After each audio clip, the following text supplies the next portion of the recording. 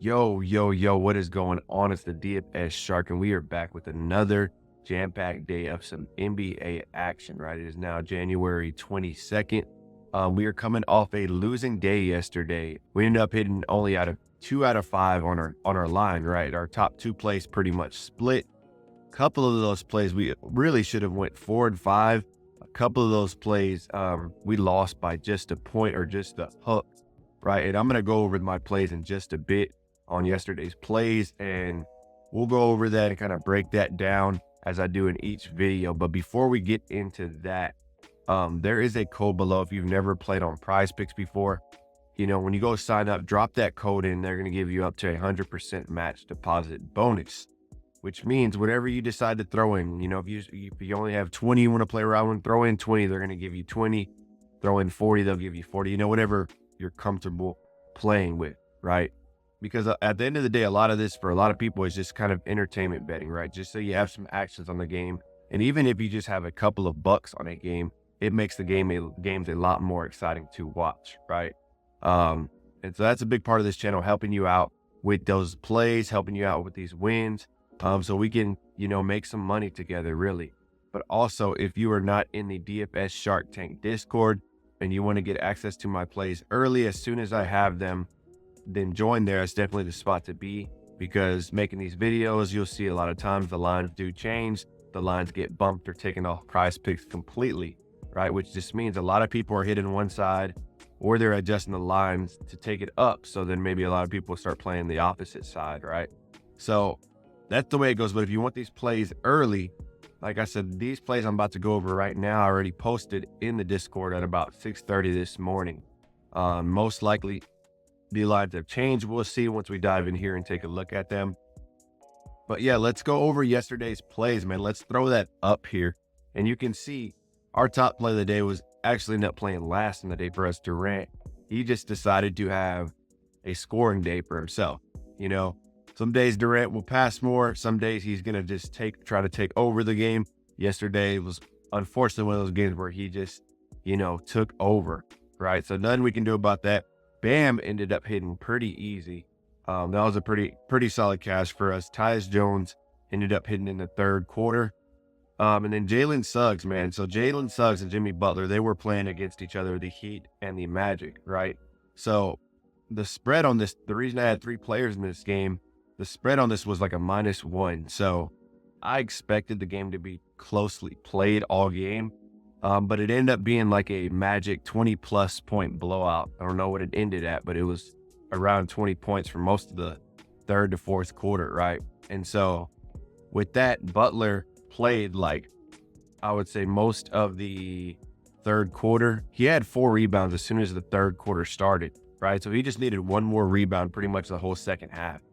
But fourth quarter, they were losing so bad. He came in for 2 minutes and then they pulled him. So he didn't even end up playing more than 30 minutes, I believe, when he usually plays around 35 to 36 minutes. So that ended up killing us. The blowout, it seems like every game's a blowout now in the NBA. So that's what makes picking these props so hard, because if the players just get the minutes they're supposed to, a lot of times they're going to hit the lines, right? But it can work the opposite also. I'll play a lot of unders as well. We have one today, but what I do with the unders is when there's blowout potential, I like taking unders on some players because I know they might not get as much minute. Now, a lot of times the games don't always play out like the spread, but just like yesterday, but it's the way it is, man. Jalen Suggs also should have hit that line. He got pulled early because of the blowout. He just needed 2 more points from him, but that's the way it rolls, man. We are coming off a really strong start to the year. Our first 2 weeks, we ended up cashing 11 or 12 out of our first 14 days, right? So this last week, the tides kind of turned a little, right? We were kind of back and forth all week. So I expected that at some point, you can't keep hitting at a 80 to 90% win rate on the year. At some point, it's going to kind of average out, right? But that's what happened last week. We were back and forth a lot, and we ended the week with the loss. But it is a new week, a full slate on the NBA today. So I'm looking forward to getting to these plays, and let's do that now. All right, so as usual, let's get the day started with DGF, right? Daily grind, so we can see where the top plays are at. and we can get a reading on that, right? So DGF is the number one tool when it comes to finding those discrepancies in the lines. And I always like going over the top 2 plays first if you want to get an idea, or if you want some extra plays to throw into some of your slips, right? These will be some good spots to start. So the top play they got is DeJounte Murray. Points and assists over 31.5. They're saying this is the top play to play at the moment, and this changes throughout the whole day. But as far as the odds, this has the best odds. And you can see there's a discrepancy in the line here, right? 31.5 is the line on PrizePicks, but FanDuel has this at 33.5. So you're getting a whole 2 points extra from a major sports books, and all the other sports books have this at 32.5. So PrizePicks, I would say probably within the next 15 to 20 minutes, it's probably going to bump this line up if everybody's hitting that line. It's normally what happens, right? They move quick. All the sports books like Underdog, they move quick when it comes to these line discrepancies and where people are hitting certain lines. So having a tool like this helps if you're really quick on it, right? And making those quick decisions as well. It really helps you pick apart the lines and see where there's discrepancies. And the number 2 play on here is actually our number 2 play of the day as well. And we're going to go over this right now, but RJ Barrett under 1.5 3-pointers made. So we just need him to hit no more than 2 and we get this win, right? And you can see all the lines here are minus 135 and up. And since we're already on the play here, let's go over it. And I just want to make sure it's still active on PrizePicks. It should be, right? So here it is, under 1.5 3-pointers made, RJ Barrett. Let's dive into this game, right? So we got Toronto and Memphis. So we got Toronto at home on a minus 7.5, right? So blowout potential here. Could go either way. You never know. But the game is set up to be a Raptors blowout, right? That's the way the spread's looking like. So let's dive into Barrett's stats, right? So for the year, Barrett has hit this line at 57% of the time he's gone under, right? So a lot of times he just hits 1-3 a game. You can see all these games here and then a couple of zeros. But recently, his last 5, he's hit the under 100% of the time. He hasn't hit more than 1-3 in any of his last 5 games, right? So I wouldn't say he's struggling as much. I would just say I think he is playing a lot more aggressive now and taking the ball to the paint. Been watching their games a lot this year, and he's not settling for shots. He's really pushing the ball in and really taking it into the paint a lot more recently, which works to our advantage, right? If he's not shooting threes, he can't make any, right? So his last 10, he's hitting this line at 60%. 60% of the time, right? His last 20, 65%. Head-to-head, they played back in January, but he did go over here with 2 threes. But yeah, I mean, RJ Barrett, I just think he has been, especially since he got traded, he's been more aggressive with the ball, not really settling. And you can see he's only attempting about 4.8 attempts per game on the threes, hitting at a 33% rate. So I'm liking that. He's not hitting at a really great rate with threes, and which could be a reason why he just is playing more aggressive now and trying to really take the ball to the paint and get to the free throw line and draw some contact, So I'm liking that on RJ Barrett. You can see here, Memphis is not the greatest team when it comes to 3-pointers allowed, right? 13.5 they're giving up. I wouldn't say they're the greatest D, but with Barrett's struggles at the line, with the spread on this, I'm liking this play. I'm hoping the Raptors just blow them out and pull their starters, and Barrett doesn't even see, the fourth quarter for at least I'm hoping they pull them with halfway through the fourth quarter, which happens a lot, right, in the NBA. So Barrett, this is a play I'm liking. This is going to be my number 2 play of the day. I'm going to be bundling this up with my number 1 play of the day, which let's go over right now, right? Let's get into this, right? So our number 1 play of the day is going to be on the Sixers game, Maxey, right? Hopefully this line is still here as well. And let me just make sure the line I have. So I have a 6.5 on the assist, and it is still here. So this is my top play of the day, Maxey, right? Over 6.5 assists. And let's dive in and take a look. You know, the Sixers are always favorites. It's no different here. They are minus 13.5 favorites against the Spurs, right? So this is going to be a blowout most likely as well. Spurs have been they can play teams competitively at times. They don't always come up with the win, but I've seen them stay in some games against some really strong teams this year. I expect that to be the case, but I think ultimately it's going to end in a blowout here throughout, halfway through the third, through the fourth. I think the Sixers are just going to start taking a big lead. So early on, we just need the Spurs to hit their shot, stay in the game, and make it competitive, right? But Maxey has been crushing this line lately. So let's see here. For the season, he's hitting this at a 55% rate, right? He's gone over this line 55% of the time. And also, Outlier, if you're looking for a tool to really break down these stats like this, Outlier is the #1 tool I use. I pair this with DGF every day. But get back into this, right? Maxey, 55% on the year. Let's look at his last 5. He's at 60%. His last 10, he's hitting this at 70%. His last 20, he is hitting this at 55%. So I will take those numbers all day. The head-to-head this year, or this was last season, he's gone under. But as you know, Maxey is a whole different player this year, right? But I'm liking this line, man. He can get those assists. It's not uncommon for him to get 9 assists, 10 assists a game, 11 assists a game, right? And the thing I like about Maxey, he does pull up and shoot a lot of threes, which can hurt us for assists, but he's on that pick and roll with Embiid a lot, right? And if you're pick and rolling to Embiid, who can just stop dead on the spot and pull up and hit that mid-range shot, I'm liking our odds to go on the over on this, right? You can dish it out to Tobias on the 3 as well. So one thing to note here is the Spurs have been playing without their guy Melton, right?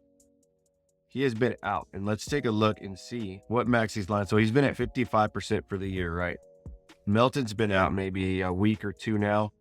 But let's filter down. This thing I like about Outlier is you can really filter down. But since Melton's been out, right? You can see he's been out since December 22nd. Maxey's hit this line 75% of the time. So to me, those are really good odds. That's a really good side to be on. At the end of the day, you never know what's gonna happen when this game starts, but you want to make your best decision based on stats, data, and everything like that as well. And all the odds makers, the books, agree with us on this play that they're all minus 135 and up. Caesars is even a minus 142. So this is a strong play to go over. Like I said, either when the game starts, it can go either way. And also another reason I'm liking this play, D'Anthony Melton's already out, right? Patrick Beverley didn't even play last game because of an illness, which was, I believe, on Saturday. I believe they played. So he didn't even play yesterday. And there's a possibility he might not play today. He's going to be a game time decision, right? So that could mean increased minutes for Maxey as well. But just not having an extra point guard is definitely going to benefit us. If Beverley does end up playing, I'm still liking this play on Maxey because he's done all this with Beverley in the lineup. But D'Anthony Melton for sure is going to be out as he has been.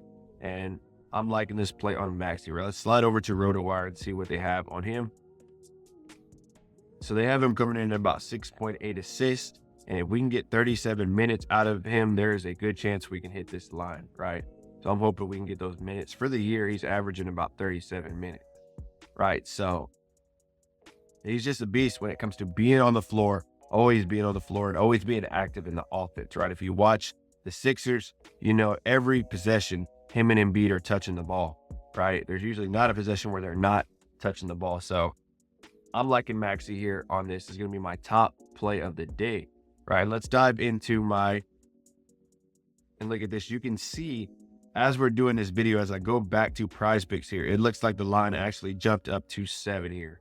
You can see Tyrese Maxey, it says the projection has changed where the listed above, right? And so then now it automatically changed the line for me. So this is why it's crucial if you want to get these plays, join that Discord because these lines change quick. And the reason this line would change, it'll go from 6.5 to 7, is this basically just means a lot of people are hitting the over, right? A lot of people are seeing value there. A lot of people use the same tools as well, so they're able to spot these values right away, which means more money on the over side. So the way PrizePicks adjust to that is they either raise it up to 7, which is a big deal, or they take it off completely, right? It's going to be one of the two. But for you to get this at 7, it's not the greatest value. Honestly, it might seem like it is because you might think like, oh, I'll just get the push if anything. But then that hurts your whole payout. That hurts everything. If you think about it, for you to actually win that line, right, Maxey has to hit 8 assists, right? And so if you look at that, how that looks, right? So if you need him to hit 8 assists, right, which is going over 7.5, look at the difference on this. So this is actually a plus 140. So you go from being a minus 130 to minus 140 to minus 150 at over 6.5, right? And then the line goes up, and all of a sudden it's a plus 140 over 7.5. So now you're a huge underdog to go under that line, right? And he's only hit this at 40% of the time. So for him to hit 8 assists for you, only 40% of the time he's been doing that, right? So that's why Outlier is an amazing app, or just amazing website in general. They have a really good app too that I use on the fly whenever I'm out. But that's why it's so important to pay attention to these half-point bumps and don't discredit them or think that half point isn't important, because it's super important, right? But let's dive back into the plays here, right? These are my next 3 plays I'm going to be bundling this up with. And we're going back to a play that let us down big time the other night. We had over, I think, rebounds, over like 10.5 rebounds and assists on Capella the other night. He got 3. So this is a redeemed night for Capella, right? A reason I'm liking this play is Trae Young is out. Trae Young is their guy, right? He's the one shooting most of all the shots. He's scoring every night. So Capella is going to be one of the guys. Obviously, they got DeJounte Murray and stuff, but Capella is going to be a lot more involved in the action tonight with Trae Young out. So I'm going more than 11.5 points and assists. And I think he can get this line for us. I'm going to stay away from his rebounds tonight because the other night he killed us. But I'm liking Capella to put up some points here for us tonight. So Capella is going to be my number 3 play of the day, right? And then we're going to go to another guy who is really stressful to watch. This guy, he's if I were you, I suggest you don't watch this one, because this man, he'll take you on a roller coaster when it comes to his line, right? He's done that for me all year. He's actually hit most nights, but it's always come down to the wire every time, and I expect no different here. But he's a guy that gets it done for me a lot of the times. Malik Beasley. We're going to go over 13.5 points and rebound. Coming off a couple of games where struggling a little, but before this, he has just been hot. And his thing is like, he just needed to hit those threes, right? If he can hit those threes for us, then we're in good shape. So you can see that one game he had low as 7. This game, he just missed it by a point, right? So I'm liking this. This was against Detroit. They are playing Detroit again as well. So 13 last game, I expect him to go a little above that as well. So Beasley's going to be my number 4. And for my number 5, I'm liking this play a lot here. Lively, he has shown he can put up 20 plus points in a game, right? The Boston Horford is a game time decision. I'm not exactly sure what his injury is or illness or whatever he has, but Lively's a guy, man. He's been really getting it going recently. He had coming off a 16-point game. Couple of struggles here. I'm not exactly sure if he even played this game. I'll have to double check, but 10 and 12 here, 16. So he can almost double his line. And he's had plenty of games where he's gone over like 15 for the season, right? So he definitely has some upside. He can get on the boards and get you some quick putbacks, easy points there, as well as some offensive rebounds. So I'm liking Lively. I think this line should be more around the 9 to 10 range, right? The spread on this is a +3. They're at home, so that's definitely an advantage for us. But I'm hoping they stay in this game and keep it close all game and keep Lively on the court, right? So Lively, we're going to go more than 7.5 points. So to quickly recap all these plays, my top play of the day is Tyrese Maxey. I got him at 6.5 assists. You can see his line here bump to 7. I got him over. RJ Barrett, 1.5 3-pointers made. We got him going under this line here, right? We got Capella, more than 11.5 points and assists. We got Malik Beasley, more than 13.5 points and rebounds. And we got Derek Lively, over 7.5 points, which I am liking a lot. Boom, and that's going to be it for our PrizePicks plays of the days, guys. Coming off a loss yesterday, coming off a shaky week last week, right? We were back and forth all week, but coming after those first 2 weeks of the year where we absolutely crushed it, winning like 12 out of 14 nights to start the year, right? So we're definitely up on the year, right? After I said shaky week last week, we are looking to rebound and finish this month strong with this week here. The way I run these plays is I always take my top 5 plays, which I just gave you. I throw that in the line, and then I take my top 2 plays and I throw that in a separate lineup because those are the plays I have the most confidence in. So if you're only looking for a couple of plays to play, or even you just need to take one, then that top play, which for this video was Maxey, that is going to be that is who I'd recommend you go with, right? But all in all, I appreciate y'all who are helping this channel grow. We should be hitting 800 subscribers today. So we are on the hunt to get to 1,000 subscribers. My goal is to get it by the end of this month, which would be great. Seeing that we started this channel just a little over a month ago, right? And it is growing fast. So I appreciate y'all who are supporting me, who are liking this video, who are commenting. It helps me grow the channel. It helps get more eyeballs on the video so that YouTube algorithm can push me out so we can all win together, right? And I've said it time and time again. The main point of this channel is for us to win together, right? For us to beat PrizePicks together. And whether that's you following my plays, whether that's you just watching these videos to get some insight on some stats, trends, or how I'm looking at these games so you can start making your own variations and start putting your own plays in similar, then this is a spot for you, right? I used a couple of tools that really helped me out. DGF, Outlier, those are my 2 main go-tos for helping me break down these games. I get everything in one place. I don't got to go searching on multiple sites on Google and things like that to find the stats I need. I can really filter down by what I'm looking for, right? But man, that's going to be it for this video. Like I said, drop that like in there if you like this. But that's going to be it. I'll be back tomorrow with the recap and another day of some NBA hoops. But y'all have a good rest of the day and take care.